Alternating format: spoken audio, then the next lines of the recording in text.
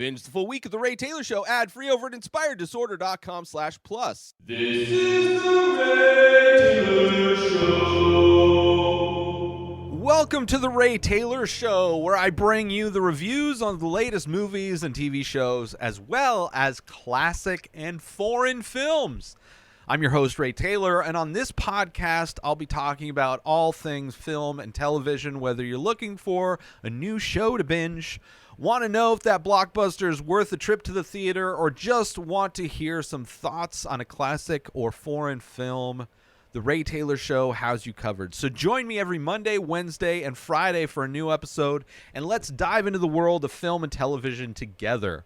This episode, I am talking about reviewing the Indian classic Apur Sansar, a.k.a. The World of Apu. This is the third film in the Apu trilogy. I've reviewed the previous two films the last 2 weeks, and this movie is the third and final film. Came out in the year 1959, directed by Satyajit Ray, who directed the previous two films as well.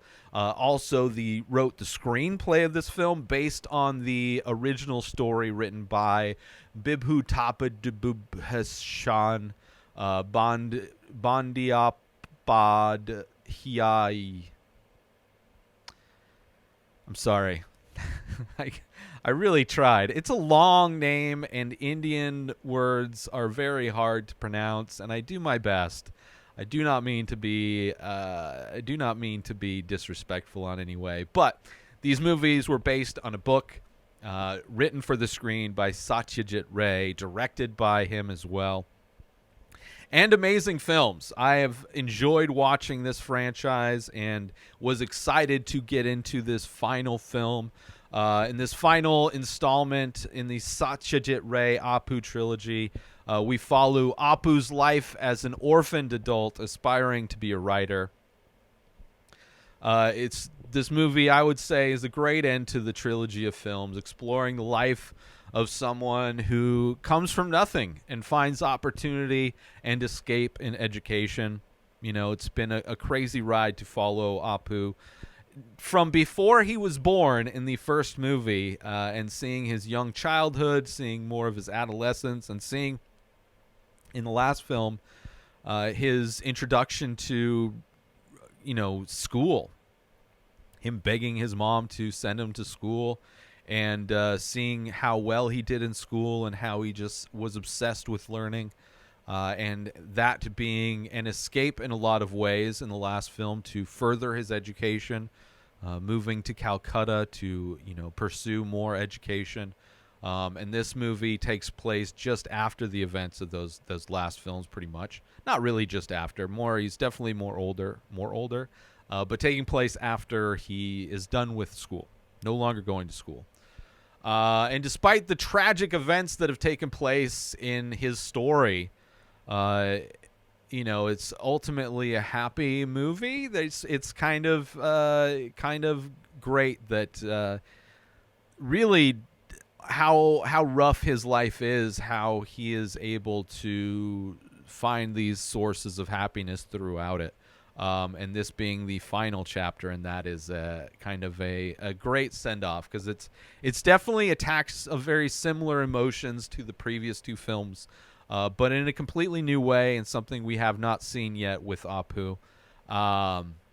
And absolutely beautifully filmed, as the previous two films are. Satyajit, the cinematography is absolutely gorgeous in this film.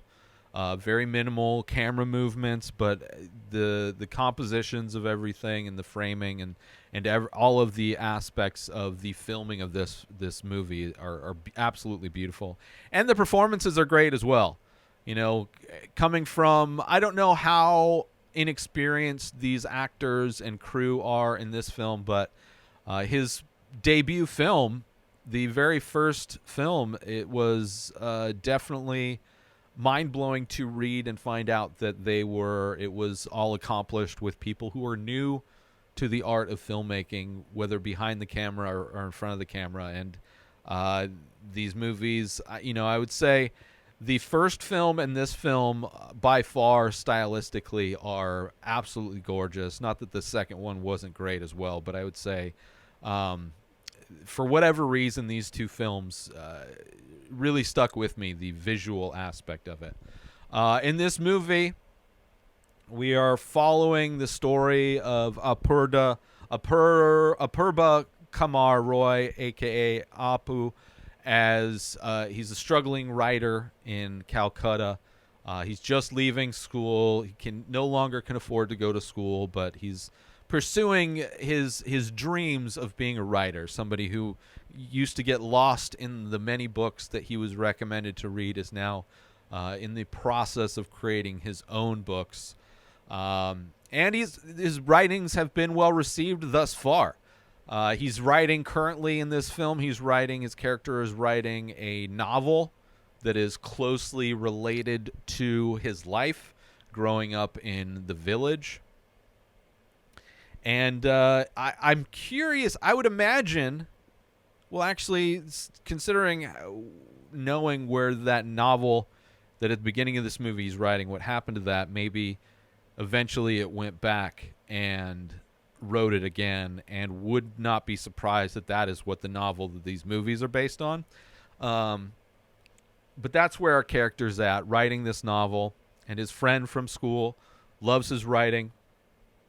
And Apu's living this life of an artist in a lot of ways, coming from poverty, coming from nothing. You know, he's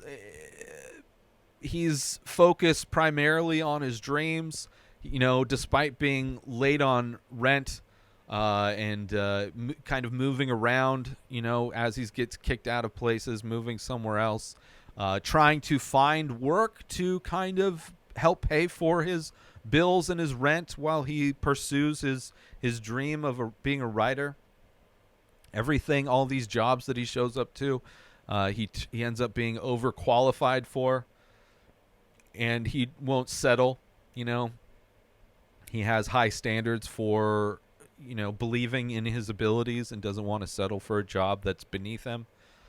But doesn't mind living poor, you know, because he knows where he came from. It's not a different lifestyle for him to live poor, you know, having very little necessities for life, and being free in a lot of ways, and just being able to focus on his novel that is closely related to his life, is very similar to, you know, a biography, aside from some fictional flourishes that he's adding to it. And he believes in his talent and his abilities as a writer, and, you know, because of that, lives the life of a starving artist. You know, he's in this book that he's writing, the fictional aspects, the things that aren't drawn from his real life experiences, deal mostly with the love story aspect of the book, because he has yet to have any love interests in these movies. The beginning of this movie, there's a scene of him getting home and about to play his flute, and he sees a woman through his window in a neighboring apartment, and you could see his shyness come through in him, like seeing her but then quickly getting out of view of the window, and then using his flute to close the shutters of his window, like avoiding this thing. And in some ways, you know, not knowing where this was going and knowing that it was made so long ago, a lot of times characters were like coded as gay. Like they weren't necessarily overtly written as gay characters, but, like, you know, there are moments of this where, because he is at, like, you know, probably his late 20s or so, or early 20s, not late 20s, like early 20s, and has yet to have love he's never expressed love towards a woman. His friends have never seen it. He's writing this aspect of his book based on no actual experience in life. It could have easily been that he was gay, and that would have explained why maybe he's uncomfortable around women, but, you know, not where the story goes. Which, not that there's anything wrong with that. It would have been very interesting to see something like that portrayed in a movie that was made in 1950s. But definitely something that his friend calls him out on when he tells his friend that he's writing this book, and it's basically his life except for this love story that's going to be part of it that wasn't part of Apu's actual life, and his friend is like calling bullshit. It's like, you can't write about something like that, like one of the most powerful emotions. You can't just imagine what that's like, which I agree with this friend, right? I mean, there's definitely, I can see how being in that place, you would think that you could imagine, and based on what you've read, kind of draw inspiration of what you think it's like. But until you've been there, it's like, until you've been in love, and to feel those emotions, I mean, powerful emotions, that kind of can take control. Like, it's kind of, it's intoxicating in a lot of ways. But in this, his friend comes to visit him. He's telling him about this book, and his friend mentions that he has a cousin that's getting married, and he invites Apu to come to the wedding with him. Right, get out of Calcutta, come to the wedding with him, and get out and just experience life outside of this stuff. And Apu decides he'll go, and that's when things start to change in Apu's life in a lot of ways. Let's just say this wedding that he goes to is the catalyst for a lot of change in his life, a lot of things that he will newly experience. Not that he hasn't experienced a lot of life at this point, losing his sister in the first movie, losing his father at the beginning of the last movie, losing his mother at the end of the last movie, being alone as an adult, living this lifestyle where he's free and he comes from nothing, so he has no problem living below his means. So it's a very interesting time of his life, and we get to see something brand new, that he's lived in small villages, he's lived in the city, he's experienced a lot of things, and my expectations of what this movie was going to be are not necessarily what happened, but it's still an amazing film. That obviously a great movie, what ends up happening. And it's definitely, it's experiences that are similar but very different, right? Clearly had love for his family, the family members that he had, and feeling the pain of their loss.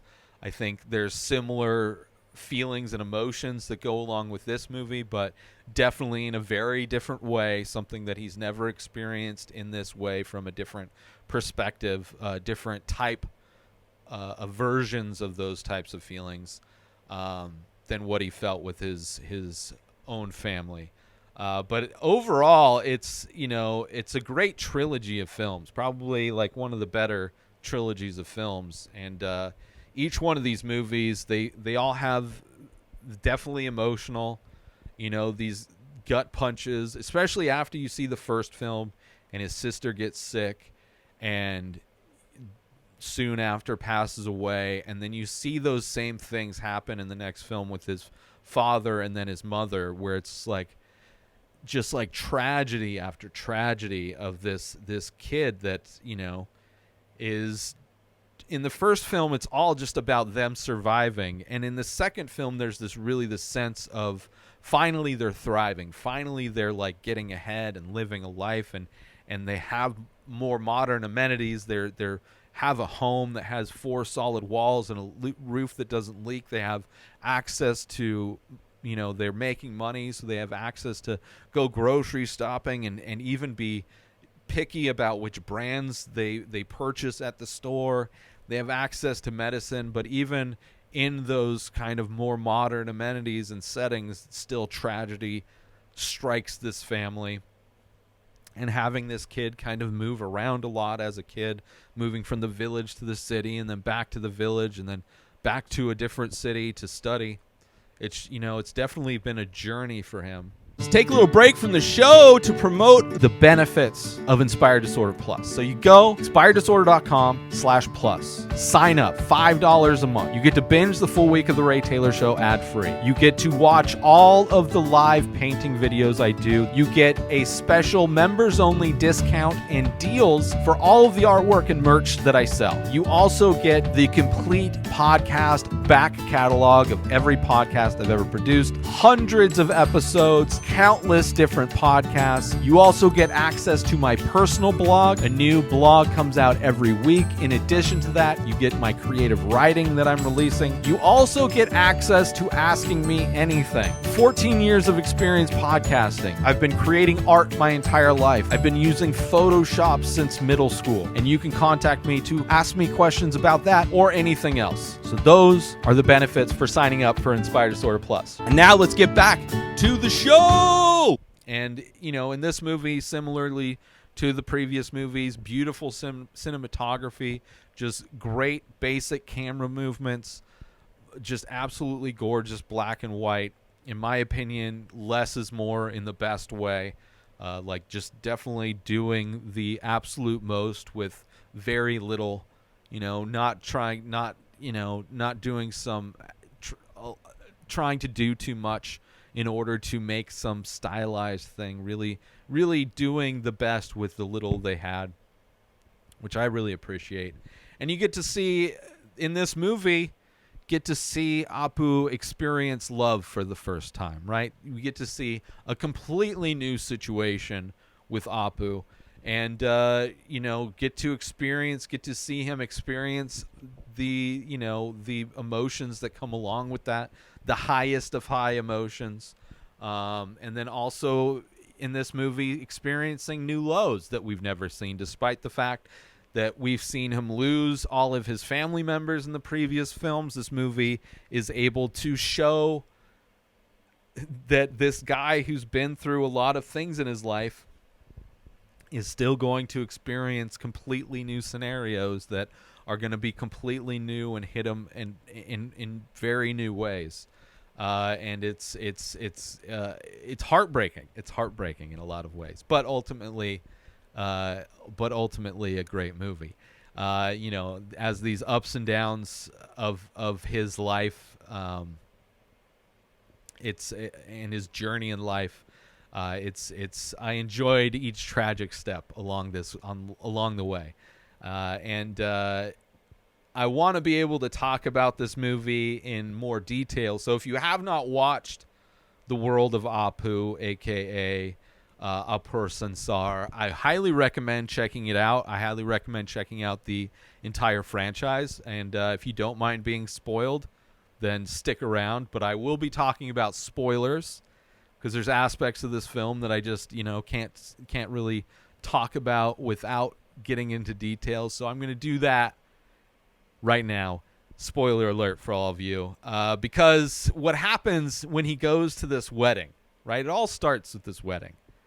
Right, he gets invited to this wedding, which is like, okay, cool. He's going to go to this wedding with his friend, and we're seeing this, young girl being married off to this guy, arranged marriage, as they are there, especially at the time this movie's set. Young girl being married off, and everything kind of falls apart, right? The groom shows up, and he's clearly mentally unstable. They're making excuses, who knows if it's his mental issues are due to the heat exhaustion, as his relatives are saying, or if they were trying to get one over on the girl's parents. But either way, the wedding is canceled, and a crazy thing happens, right? While I'm watching this movie, I'm like, there's no way, like, you can see where it's going. And when it happens, when his friend comes to and approaches Apu to marry his cousin Aparna, it is like, no way. This guy has never been in love. I don't even know if he's into girls. They've never met. They've never had a conversation. They know aside from his friend knowing him, Her family knows nothing about him, despite the fact that her mom clearly smitten with him, even when he does agree to do it, which is like, this is crazy, right? So his first experience is getting married to somebody he doesn't know and then is supposed to live with, despite having this lifestyle of a starving artist, right? It is a crazy situation that he agrees to be in. And her mom is like, acts as if he's a blessing, right? When she first sees him, she's like blown away. She's like, oh, he's the best person you've ever brought around here. And like, I knew when they get married, he's like, I knew this kid was a blessing. So they get married and they return to Calcutta to his apartment, you know. And immediately Apu's like to his friend, he's like, you need to get me this job as a clerk, right? Because I have to afford to pay for this woman who, by the way, like, lives a comfortable lifestyle, grew up in a comfortable lifestyle, a large home. They had servants, right? And Apu's like the complete opposite end of that spectrum. Not that they were rich, not that she grew up in a palace, but in comparison to Apu's life, who has lived in small villages with, you know, rock walls that aren't fully formed, with leaky roofs, with no running water or electricity, like really living the bare minimum of necessities for life. And, you know, even still living in a city where he's got an apartment where there's running water and electricity, still living way below his means, you know, living the bare minimum of necessity for life. And he has this feeling of needing to live up and provide this lifestyle for her that he thinks that she is accustomed to.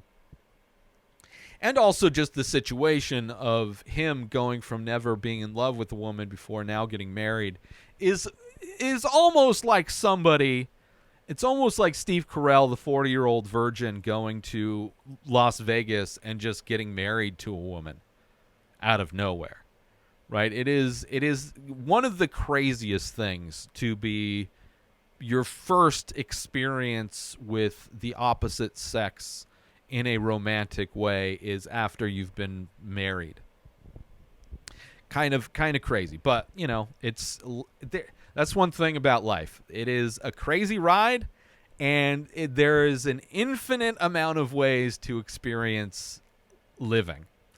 And Apu has lived a very unique existence in this world, in this life, and in that way, it's not that crazy that he would be married. His first romantic relationship comes after, you know, going to a wedding as a guest and then leaving with the bride, which he mentions and later laughs at, which I appreciate that as well. I appreciate his sense of humor of how the situation is, you know, and calling it out. You know, and he's reflecting on the reality of this situation, that he has nothing. You know, she comes from a comfortable life, spacious home, servants, and, you know, just she's willing to live that lifestyle. Meanwhile, maybe she doesn't know what that lifestyle is, you know. There's maybe some romantic ideal of what that lifestyle could be, but either way, she says she's willing to live that way and that he doesn't have to worry about trying to live up to some standard. But he still, you know, is trying to, or has the desire to live up to that standard that he's putting on himself. But she's so sweet. It ends up being like the best case scenario for the guy, because she not only is willing to live that lifestyle, but also, you know, encouraging him to spend less money, encouraging him to work less so that they can spend more time together, right? He's talking about wanting to get more jobs and work extra jobs, and she's like, well, you come home late as it is, and I'd rather you work less so we can spend more time together, right? She like really cares for him. And it's really sweet. And they have this sweet relationship where he's like teaching her how to read English, and he's a tutor as well, so he's basically tutoring her. And it's like the best case scenario for these two people that got put together through a crazy circumstance. And even when he's still trying to impress and live up to some unrealistic standards, she calls him out on it when he's spending too much money.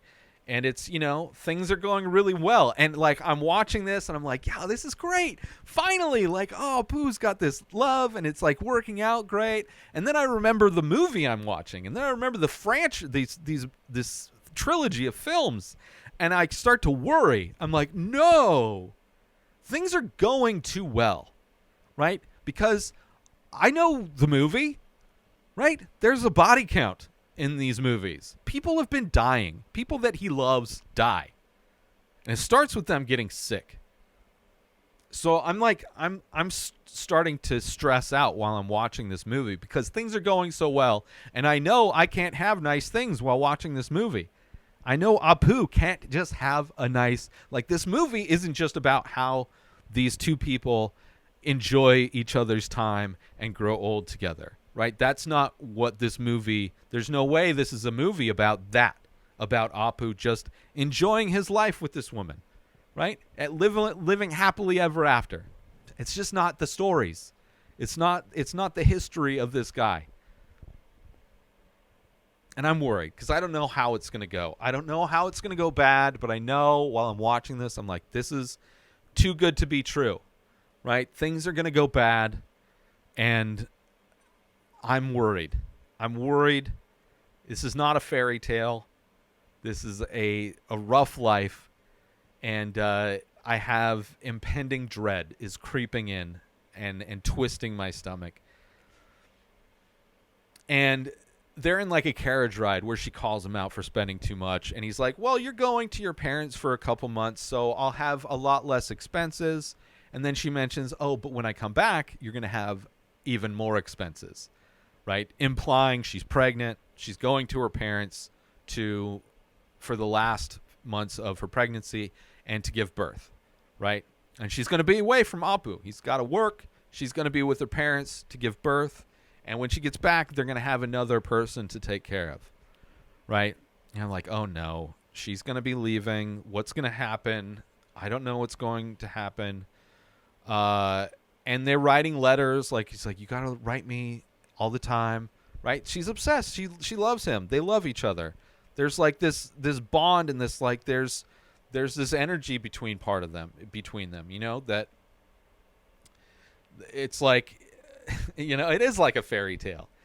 And they're writing each other, and he gets a letter from her, and she's like, you haven't been writing me as much as you said. You better still love me, and you better be here. He's like supposed to go meet her at her parents, and she's like, you better show up, and you better, because I love you, and if you don't show up, I'm going to hate you for the rest of my life, right? But it's sweet. It's sweet, like these love letters where there's clearly a longing for each other, this absolute longing for each other, and it hurts both of them to be apart, right?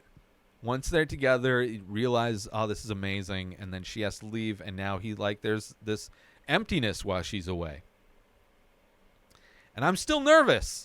Right? Because like, oh no, he's reading the letter, and I'm like, what's going to happen? Is something bad going to happen to her? Is something going to take advantage of her? Is something going to happen to him on the way?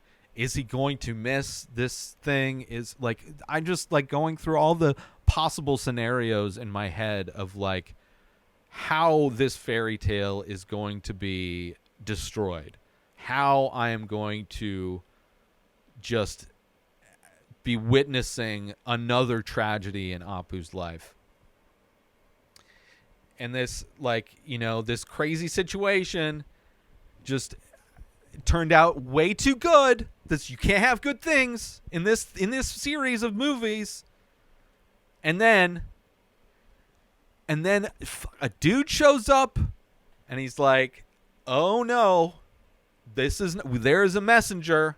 Not good news. Doesn't look like he's happy to see Apu. And it's like, fuck.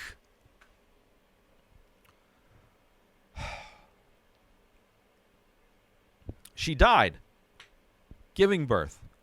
I was like, I knew it. I knew something was going to happen. Like, either he's going to get a letter. Oh, I'm ill, Apu. You need to get here soon. I'm not feeling well. None of that. Like, there was no lead up to like, oh, I'm sick. Maybe I'm going to die. It's just like, oh, she died during childbirth.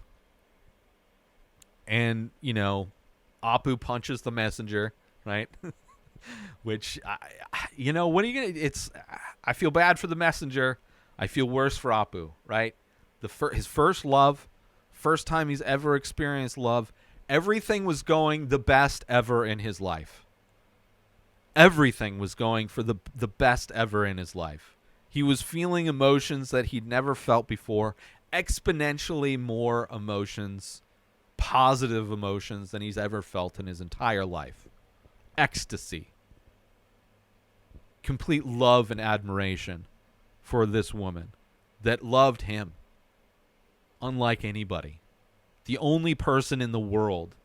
They had this bond together. He had nobody else but her. And then she's gone.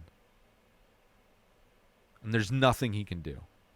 I want to take a quick break from the show to let you all know that there is official merch for the Ray Taylor Show. Head on over to inspireddisorder.com. You can get t-shirts, different artwork available, different designs, all on high-quality materials in all the sizes. There's also iPhone cases made of biodegradable material. That's right. This is not bad for the environment. This is good for the environment. So all of those designs that are available on t-shirts are also available on phone cases. Designed by me, sold by me. Head on over to inspireddisorder.com to support the Ray Taylor Show and promote it out in the world, so all of the people in your life can see that you are a fan of the Ray Taylor Show. Now, let's get back to that very show right now. Right? Hurts way more than all of the family members he's lost in a completely different way, because he experienced those high highs with Aparna, and now those low lows hurt just even more. And you see him laying down, just staring out into space, just staring out into nothing, just night and day, just laying and staring out into nothing. Like, I know that feeling of just dead inside. Not specific, same situation as him, but I have felt similar emotions for probably far lesser things. So just a fraction of what he's feeling. To sympathize with that feeling of him of just being dead inside. Just dead inside, and like, what is the point? What is the point? And, the people around him trying to, it's like, oh, that's not bad. You're still young. You can get married again. There's plenty of fish in the sea. Right? Saying all of the things that, the kind of typical things you could say to somebody that would have just been broken up with, but trying to apply those to somebody who's grieving from the death of their only love in their life. This person that he had planned this entire future with, intending to bring another child. The kid lived, right? You even see him going to the train yard and just, dead inside. This actor, great. Just dead inside. And the way the camera, is just showing him staring at the tracks while the train's coming in. Really implying that this dude wants to just end it. Right? Really showing that, like, this guy is, like, contemplating just taking a step in front of that train as it passes by. He doesn't, but you can see just in his eye, just in the way, the performance and the camera movements, and just you putting everything together and seeing like what he must be just absolutely devastated. He, again, has nothing in this world.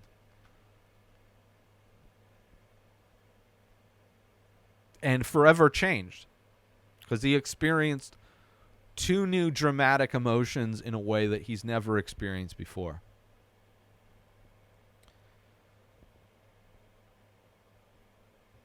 And he becomes a recluse, basically, decides to leave and just be free, kind of revert back to, it's like, well, it's what I was going to do anyway. The baby's at her parents', right?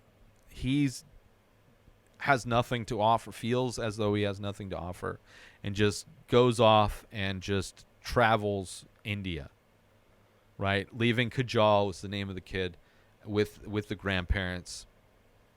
And he just leaves, just roaming the world. And seeing just absolute beauty. Like, the only moments, I mean, these movies have absolutely gorgeous black and white cinematography, but there's definitely those moments where he's just out wandering where I'm sure it would have even been more gorgeous to see those things in color, right?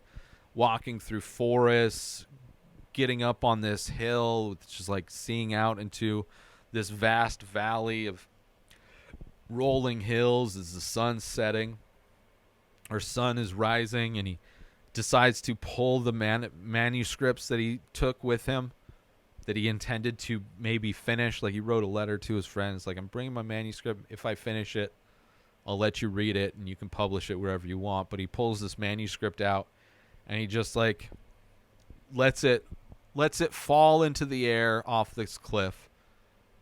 And just like, because I would imagine the person that wrote those pages no longer exists. The version of Apu that was writing this biography that had the fictional accounts of love in it are no longer the person that he is now, because now not only has he experienced love, but he's experienced the loss of that love.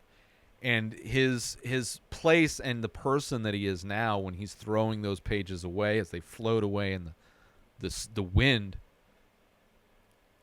in my eyes, it feels like they're fraudulent. He doesn't relate to them. That is from a different person that he is no longer, embodying. And it makes sense, as the sun rises, seeing those pages float away.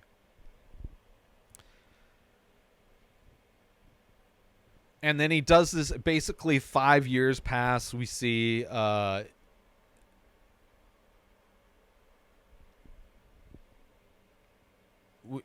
years pass and his friend tracks him down. Pulu. Tracks him down. He's been working at like a mine or whatever, trying to make money. And Pulu shows up and tries to convince him to go take responsibility, go be a dad, go get your kid, right? And he's sent money here or there, but you find out, which kind of makes sense, he's never met this kid, but he blames the kid for killing the love of his life, right? Because she died during childbirth, and he's so detached from that event because he wasn't there that just the thought of this kid only serves to remind him of the person that he lost, that he feels this kid was responsible for killing. Obviously not, but makes sense why he would have that feeling. But eventually goes, like, it's a very heartfelt scene when his friend comes and he's like, I don't know what to tell you, I can't do it, I send money or whatever, and then he finally is like, okay, I'll go, right? I'll go. Because he has nothing left, so it's like, maybe. So he goes, and at first, Kajal kind of resists. Doesn't want him to be his father. We saw earlier in scenes with Kajal, like, yeah, my dad will kick your butt if you whip me with that stick or whatever, right? So this kid has this idea of what his dad is. So when Apu shows up, it's not exactly what he was expecting in a lot of ways. But eventually comes around, and, the end of this film, when he's walking away and he's got Kajal on his shoulders and he's got like this big smile on his face, it's like, yes, right? He experienced so much loss in his life, and probably the most intense loss, losing Aparna, his only love, but is able to find meaning in his life with this kid, right? Where he tells his kids, like, I'm really good at telling stories. I can tell stories about all kinds of things, right? So it's like he has what his passion has been through his life in writing and telling stories. He can pass, like, he feels like there's a path to a life with this kid. And when he's walking away with that kid on his shoulders, it's like, thank you for having a good ending to this movie.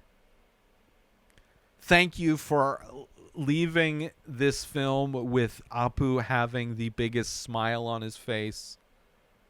Right? You feel this emotion, like, hopeful for him and Kajal, that things will go well, hopefully. Nobody gets sick, right? But it's a great end, like a roller coaster. Some of the highest highs and lowest lows in this movie, right? In a movie that's full of lows, right? The first movie, not a lot of high moments, just like a survival. The second movie, definitely some high moments when he gets passion for education, and his mom is like supportive of it, but then loses her, right? But this one, so much pain and death. It's just like, to leave with just a moment of joy in this guy's life is so great. And this movie, it's all about the new roads that Apu traveled, right? New roads, literally and emotionally. Whether it's roaming India, which I thought was going to be a lot of this movie, is like, oh, it's him setting off to just have an adventure around the world. Not really. And we don't really see him much as he walks around. It just cuts 5 years later. But definitely new roads traveled by him, more so emotionally, first love and losing that. Going from trying to write a book about love, having no experience, to experiencing it all the ups and downs that it comes with. Completely new life and death experiences for him in both ways. From being free and independent to being completely destroyed and getting rid of all the work he did in his life, like really became a different person. And in reviewing that and understanding that, can't relate to that person that was writing that book before, But then ultimately ending with him moving past everything and starting this new life with his kid, with his son. It's beautiful. And that you can appreciate the beauty. You can't, it's the good moments in life feel so much better when you've survived the bad moments. And this dude has survived some of the worst moments in life. Losing all of his family, losing the only woman he's loved. But in that same way, when he loved that woman, it was the highest of highs for him, because he has already lost so much. And when he left with his kid in a new way, in this completely new dynamic, experiencing a completely new high and a completely new sense of joy, and it's beautiful. And also beautifully filmed. Beautifully filmed, well-told story. All three of these films, they're great as a piece together. A beautiful trilogy of films, one of the best trilogy of films. They would also work great on their own, but I would say as a whole, they're worth more than the sum of their parts, by far. Which, in a lot of trilogies, there's a lot of, because most trilogies aren't really designed to work together. They in a lot of cases, they're kind of reverse engineered to try and fit together, where this is a seamless connection of films following this guy, and just one of my favorite trilogies, absolutely, and makes me super excited to watch more from Satyajit Ray and see it makes complete sense why he's so well regarded as one of the best filmmakers in the world, not just in India. But with all that said, I want to thank you all for tuning in to the Ray Taylor Show. I hope you enjoyed my thoughts on the World of Apu, a.k.a. Apur Sansar. Don't forget to tune in every Monday, Wednesday, and Friday for more TV and movie reviews. And join the conversation by leaving a comment or rating on your favorite podcast app or on YouTube. Until next time, this is Ray Taylor signing out. New episodes of The Ray Taylor Show come out every single day. Subscribe on YouTube and everywhere our podcasts are found. Binge the full week over at inspireddisorder.com/plus. Buy Ray Taylor Show merch over at inspireddisorder.com. Have a wonderful day, everybody. Peace out! Today is the day where you wake up and you realize that everything that you've been dreaming about, everything that you've been wanting, every goal and wish and hope that you've ever had can become real. Dreams can come true. What you manifest in your mind, you can bring to reality.